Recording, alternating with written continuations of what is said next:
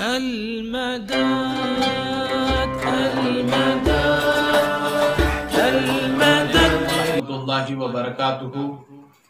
الحمد للہ رب العالمین والصلاة والسلام علی رحمت للعالمین خاتم النبیین شفیع المذنبین سیدنا محمد رسول اللہ صلی اللہ تعالی علیہ وسلم وعلى آلہ واصحابہ وازواجہ وذریاتہ واہل بیت نبویہ وبالخصوص علی وارث حالہ مظہر کمالہ غوثینا غوث الکل وشیخنا شیخ الکل میرا محی الدین ابو محمد سلطان سید عبد القادر الحسنی والحسینی الجعفری الجیلانی غوث العظم پیران پیر رضی اللہ تعالی عنہ وعلا تاجدار دکن صدر الدین ابو الفتح سلطان سید محمد حسینی خواجہ گیسو دراز بندہ نواز بلند پرواز شاہ باز شاہ سرفراز محرم راز و نیاز رحمت اللہ تعالی علیہ وجمیع اولیاء امتہ وعلماء اہل سنتہ مجمعین اما بعد۔ قال اللہ تبارک و تعالی فی القرآن المجید والفرقان الحمید ان اللہ وملائکتہ یصلون علی النبی یا ایہا الذین آمنوا صلوا علیہ وسلموا تسلیما اللہم صلی علی سیدنا ومولانا محمد معدن الجود والکرم منبع العلم والحلم والحکم وعلى آلہ واصحابہ وازواجہ وذریاتہ واہل بیت نبویہ وبارک وسلم۔ وقال اللہ تبارک و تعالی فی القرآن المجید فاعوذ باللہ من الشیطان الرجیم بسم اللہ الرحمن الرحیم اِنَّا أَنزَلْنَاهُ فِي لَيْلَةِ الْقَدْرِ لَيْلَةُ الْقَدْرِ خَيْرٌ مِّنْ أَلْفِ الشَّهْرِ تَنَزَّلُ الْمَلَائِكَةُ وَالرُّوحُ فِيهَا بِإِذْنِ رَبِّهِمْ مِنْ كُلِّ أَمْرٍ سَلَامٌ هِيَ حَتَّىٰ مَطْلَعِ الْفَجْرِ صدق اللہ العظیم وصدق رسولہ النبی الامین المکین الرؤوف الرحیم صلی اللہ تعالی علیہ وسلم۔ محترم حضرات، میرے عزیز دوستوں اور بزرگوں، یہ اللہ رب العزت کا بے پناہ کرم اور اس کا فضل عمیم ہے کہ اس نے ہمیں زندگی میں ایک مرتبہ پھر رمضان المبارک کا مہینہ عطا فرمایا اور اس کی رحمتوں اور برکتوں سے سرفراز فرمایا۔ میرے دوستوں اور عزیز دوستوں اور بزرگوں، اسی ماہ مبارک میں ایک ایسی رات جسے شب لیلۃ القدر کہا جاتا ہے، شب قدر بھی کہا جاتا ہے، اس میں اللہ تبارک و تعالی نے بے شمار فضیلتیں، نعمتیں، برکتیں، مغفرتیں رکھی ہے، اور یہ وہ رات ہے جس میں جو 1000 مہینوں سے افضل ہے۔ آج کا ہمارا موضوع اسی مقدس شب جسے شب لیلۃ القدر کہتے ہیں اسی کے متعلق رہے گا۔ اس مقدس رات کی کچھ فضیلتیں بیان کروں گا آپ کے سامنے، اور کچھ مخصوص اعمال یعنی کہ کچھ مخصوص عبادتیں آپ کے سامنے رکھوں گا۔ بغور سماعت فرمائیں تاکہ سبھی کو سمجھ میں آئے اور عمل کرنے کی صلاحیت اور جذبہ خاص حاصل ہو سکے۔ اور اس کے اندر کچھ مخصوص اعمال جو ہماری خانقاہ بارگاہ خواجہ چمن کی جانب سے یعنی کہ ہمارے سلسلے میں جو اوراد و وظائف کا سلسلہ چلتا ہے وہ بھی چند آپ کے پیش خدمت کروں گا۔ اللہ تبارک و تعالیٰ قرآن پاک میں ارشاد فرماتا ہے، جیسے کہ میں نے خطبے کے بعد میں آپ کے سامنے سورہ قدر کی تلاوت فرمائی، پروردگار عالم اس میں ارشاد فرماتے ہیں اِنَّا أَنزَلْنَاهُ فِي لَيْلَةُ الْقَدْرِ، یعنی کہ بے شک ہم نے اس رات کو، یعنی کہ بے شک ہم نے اس شب میں قرآن پاک کو اتارا، یعنی کہ اس شب قدر میں ہم نے قرآن پاک کو اتارا۔ وَمَا أَدْرَاكَ مَا لَيْلَةُ الْقَدْرِ، اور آپ کیا سمجھتے ہیں کہ شب قدر کیا ہے؟ لیلۃ القدر خیر من الف الشہر، شب قدر فضیلت و برکت اور اجر و ثواب میں 1000 مہینوں سے بہتر ہے۔ تنزل الملائکۃ والروح فیہا باذن ربہم من کل امر، اس رات میں فرشتے، روح الامین سیدنا جبرائیل علیہ السلام اپنے رب کے حکم سے خیر و برکت کے ہر امر کے ساتھ اترتے ہیں۔ سلام ہی حتی مطلع الفجر، یہ رات طلوع فجر تک، یعنی کہ طلوع فجر تک، یعنی کہ سورج نکلنے تک، فجر نکلنے تک سراسر سلامتی ہے۔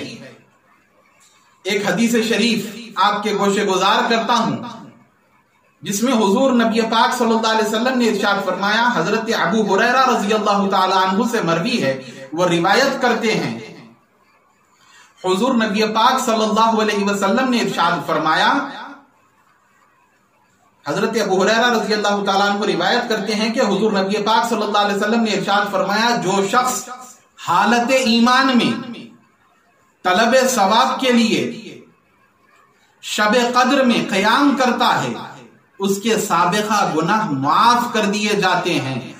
اور حضور پاک صلی اللہ علیہ وسلم نے ارشاد فرمایا، یہ جو میں نے آپ کے سامنے حدیث شریف رکھی، جو سیدنا ابو ہریرہ رضی اللہ تعالیٰ عنہ سے روایت کردہ حدیث شریف میں آپ کے سامنے جو بیان کی، اس کو امام بخاری رحمۃ اللہ علیہ نے اپنی کتاب بخاری شریف میں بیان فرمایا۔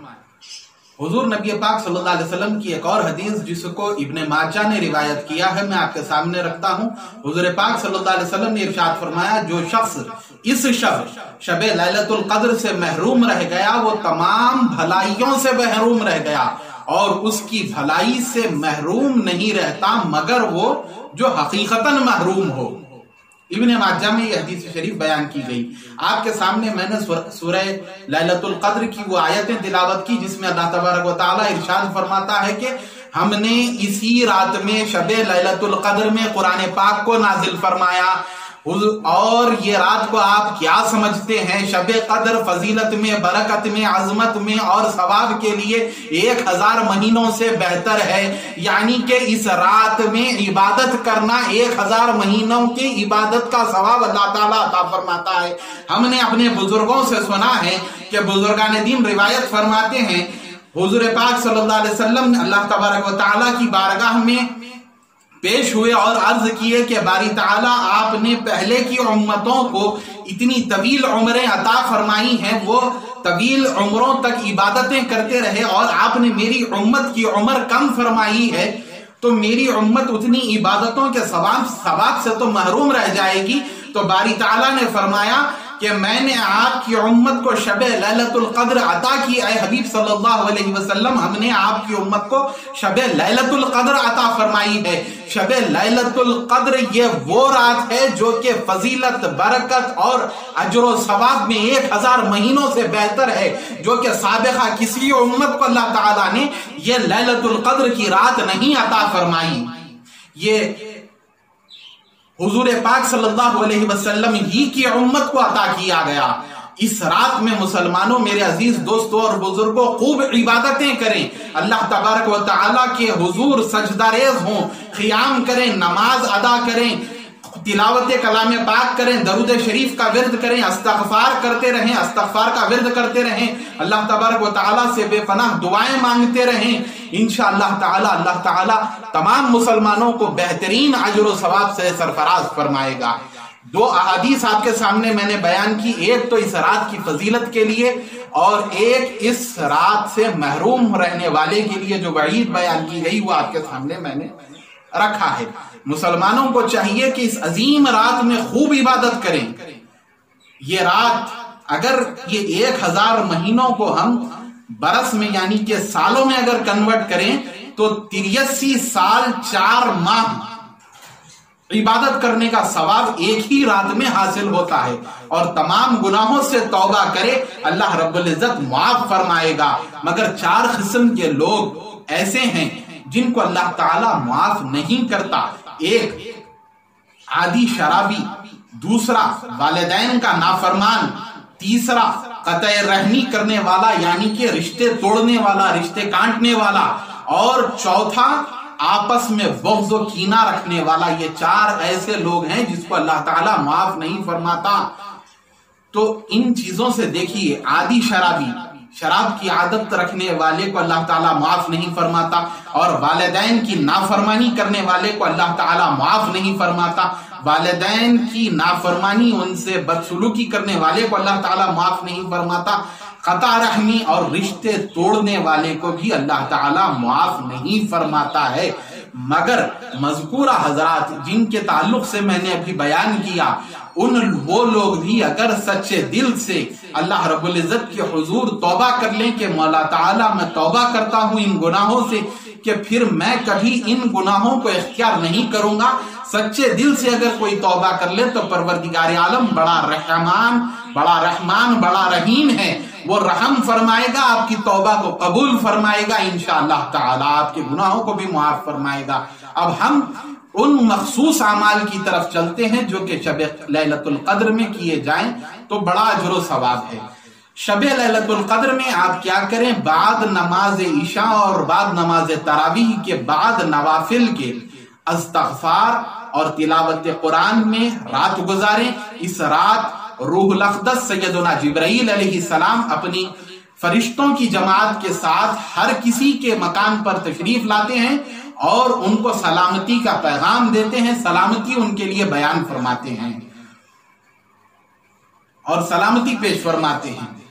ایک 12 رکعات نماز ادا کریں 2 رکعات کے ذریعے سے، 2 رکعات کے ذریعے سے 12 رکعات نماز پڑھیں، جس میں سورہ فاتحہ کے بعد سورہ اخلاص، قل هو اللہ احد اللہ الصمد لم یلد ولم یولد ولم یکن لہ کفوا احد کا سورہ 3 مرتبہ ہر رکعت میں پڑھیں۔ پہلے سورہ فاتحہ، پھر 3 مرتبہ سورہ اخلاص، پھر رکوع، سجود، پھر قیام، اس کے بعد میں سورہ فاتحہ، پھر ضم سورہ کی جگہ پھر 3 مرتبہ سورہ اخلاص۔ اسی طرح 2 رکعات کر کے 12 رکعتیں ادا کریں، اور ہر 2 رکعات کے بعد میں یہ کلمات ادا کریں جسے سوم کلمہ اور تیسرا کلمہ بھی کہا جاتا ہے، سبحان اللہ والحمد للہ ولا الہ الا اللہ واللہ اکبر ولا حول ولا قوت الا باللہ العلی العظیم۔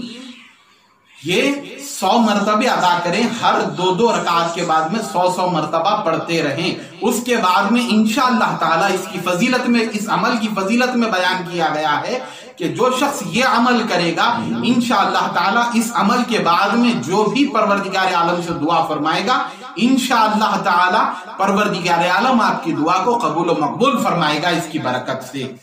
اور نزہۃ المجالس میں بیان کیا گیا ہے 4 رکعت نفل اس طرح پڑھے کہ ہر رکعت میں سورہ فاتحہ کے بعد سورہ تکاثر، جسے الہاکم التکاثر حتی زرتم المقابر پڑھا جاتا ہے، وہ سورہ، اور اس کے بعد میں سورہ اخلاص 3 مرتبہ پڑھے۔ اس طرح 4 رکعت ادا کرے۔ اس کی فضیلت میں بیان کیا گیا ہے کہ بوقت مرگ سکرات میں آسانی ہوگی اور عذاب قبر سے محفوظ اور مامون رہے گا۔ اس کی فضیلت میں نزہۃ المجالس میں یہ چیز بیان کی گئی۔ اور صلاۃ التسبیح کا اہتمام کریں جس کی بہت سی فضیلتیں بیان کی گئی ہیں، اور الحمدللہ تمامی لوگ اس نماز سے واقف بھی ہیں، اس کے طریقے سے بھی واقف ہیں۔ صلاۃ التسبیح کمپلسری پڑھیں اور یہ نمازوں کا بھی خاص طور پر اہتمام کریں۔ کلمہ شہادت کا ذکر کثرت سے کریں، اللہ تعالیٰ کی وحدانیت کی گواہی دیتے رہیں، اور ساتھ حضور پاک صلی اللہ علیہ وسلم پر بالخصوص درود شریف کی کثرت کریں اور استغفر اللہ بھی پڑھ سکتے ہیں، یا پھر استغفر اللہ ذنب خطیۃ واتوب الیہ بھی پڑھ سکتے ہیں، اس کی کثرت کریں۔ بہتر ہے استغفر اللہ سے بہتر ہے استغفر اللہ الذی ذنب خطیۃ واتوب الیہ کی کثرت کریں۔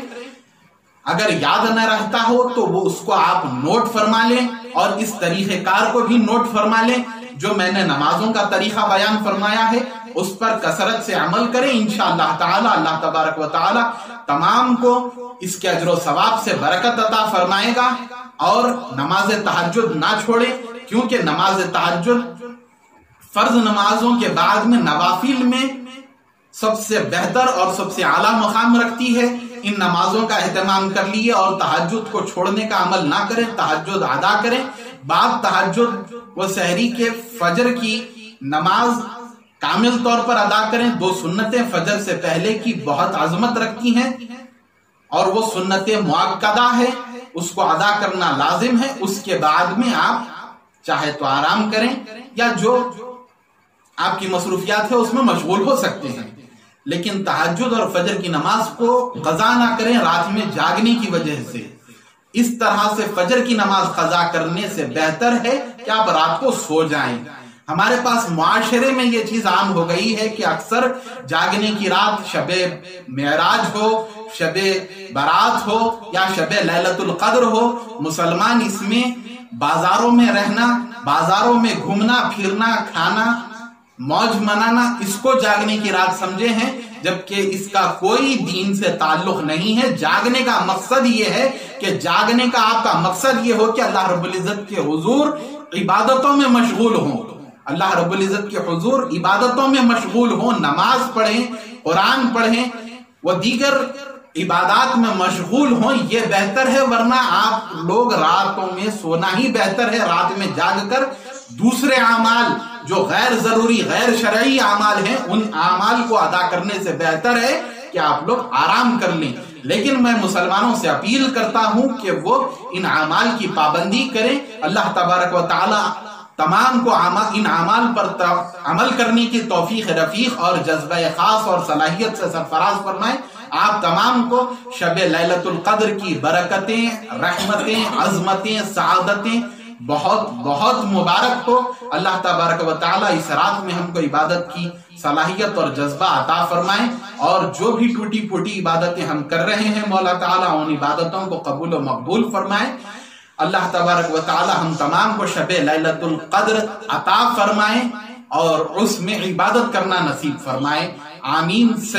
بجاہ سید المرسلین خاتم النبیین صلی اللہ تعالی علیہ وسلم و حضور سیدنا غوث العظم محی الدین رضی اللہ تعالی عنہ و جمیع اولیاء امتہ و علماء اہل سنتہ مع اجمعین برحمتک یا ارحم الراحمین والحمد للہ رب العالمین وآخر الدعوانا الحمد للہ رب العالمین۔